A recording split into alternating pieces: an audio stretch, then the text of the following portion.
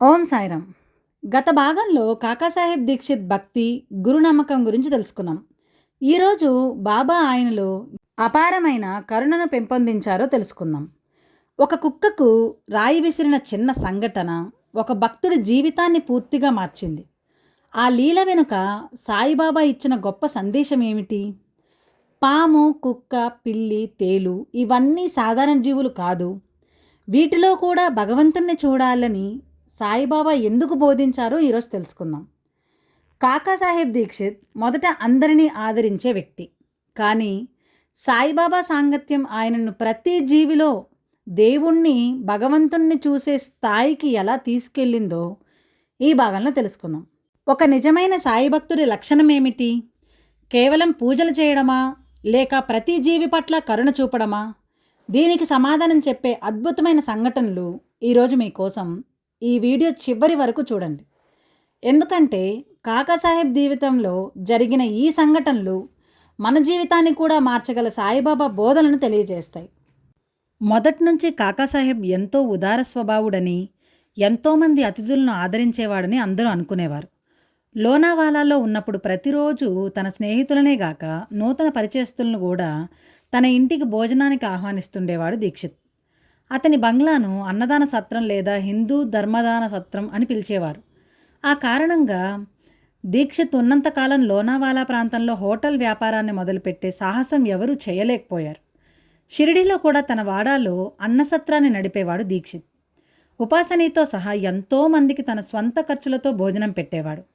సాటి మానవులే కాదు, పిల్లలు, కుక్కలు, చీమలు, ఈగలు మొదలైన ఇతర జీవులు కూడా అతని అతిథులుగా ఉండేవి.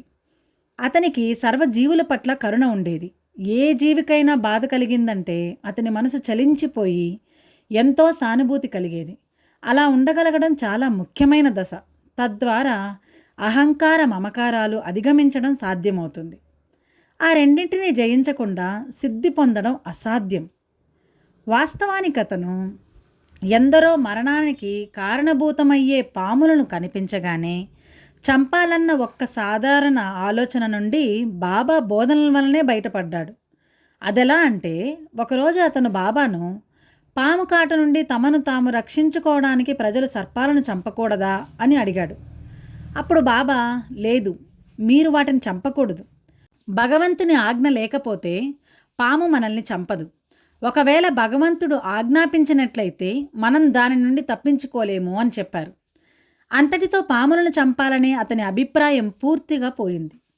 బాబా తరచూ ఏ రుణాను సంబంధం లేకుండా ఎవరూ మన వద్దకు రారు. కుక్క, పంది, ఈగ మొదలైనవి ఏవైనా అంతే.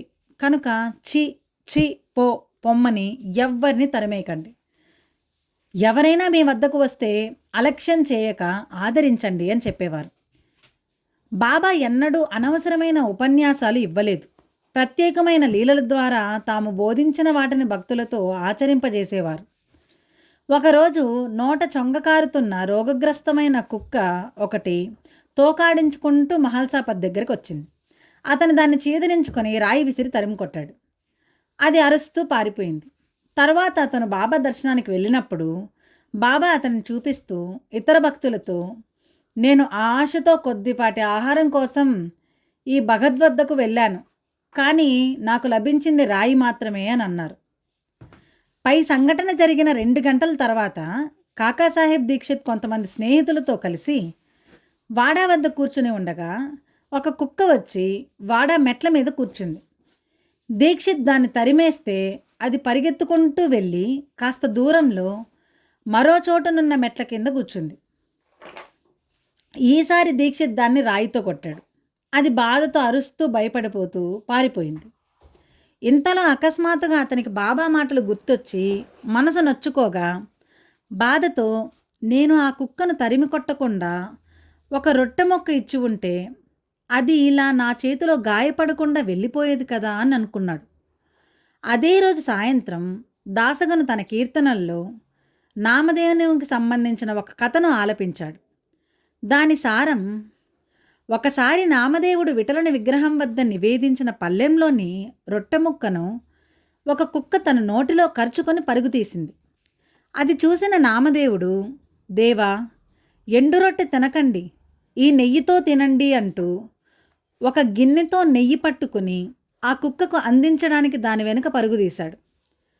అదే రోజు రాత్రి మారుతి మందిరంలో మాధవరావు అడ్కర్ భక్తలీలామృతం అనే గ్రంథాన్ని పఠించాడు. అతను చదివిన భాగంలో పైన చెప్పిన నామదేవుని కథే వచ్చింది.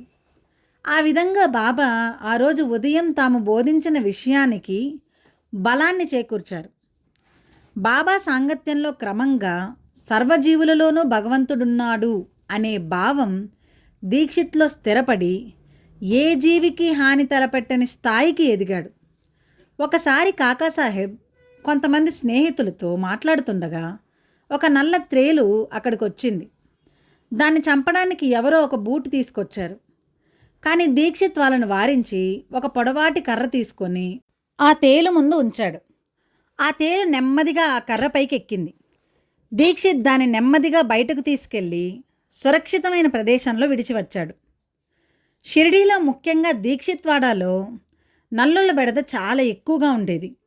వాటి బాధ భరించలేక చాలామంది పౌడర్ రూపంలో ఉండే కీటింగ్స్ అనే క్రిమిసంహారక మందును తీసుకొని వచ్చి వాళ్ళ పడకలపై చల్లుకొని నిద్రపోయేవారు. ఒకసారి ఒక స్నేహితుడు దీక్షిత్ పడకపై కూడా ఆ మందును చల్లబోతే దీక్షిత్ అతనిని వారించి, ఆ పౌడర్ చల్లవద్దు, ఆ నల్లుల వల్ల నాకేమీ నిద్రాభంగం కలగదు, మానవ రక్తమే వాటికి ఆహారం, మహా అయితే అవి నా శరీరం నుంచి 1/2 ఔన్స్ రక్తాన్ని తాగుతాయి, అంతే కదా, ఆ నష్టాన్ని నా శరీరం సులభంగా పూడ్చుకోగలదు, అయినా భగవంతుడు వాటిలో మాత్రం లేడా అని అన్నాడు. అది విన్న అక్కడి వారంతా నివ్వెరపోయారు. దీక్షిత్కు కుక్కలు పిల్లుల పట్ల కూడా అటువంటి సానుభూతే ఉండేది. విలేపార్లేలోని తన బంగ్లాలో ఎప్పుడూ చాలా కుక్కలు పిల్లులు ఉండేవి. షిరిడీలో కూడా అతను భోజనానికి కూర్చుంటే పిల్లులు అక్కడికి చేరేవి. వాటిలో భగవంతుడున్నాడన్న పరిపూర్ణమైన భావంతో అతను అన్నంలో నెయ్యి వేసి వాటికి పెట్టేవాడు. ఈ విధంగా దీక్షిత్కు సర్వజీవుల పట్ల గొప్ప కారుణ్య భావం ఉండేది. తర్వాయి భాగం రేపు మాట్లాడుకుందాం. ఓం శ్రీ సచ్చిదానంద సద్గురు సాయినాథ్ మహారాజ్ కీ జై. ఓం సాయిరామ్.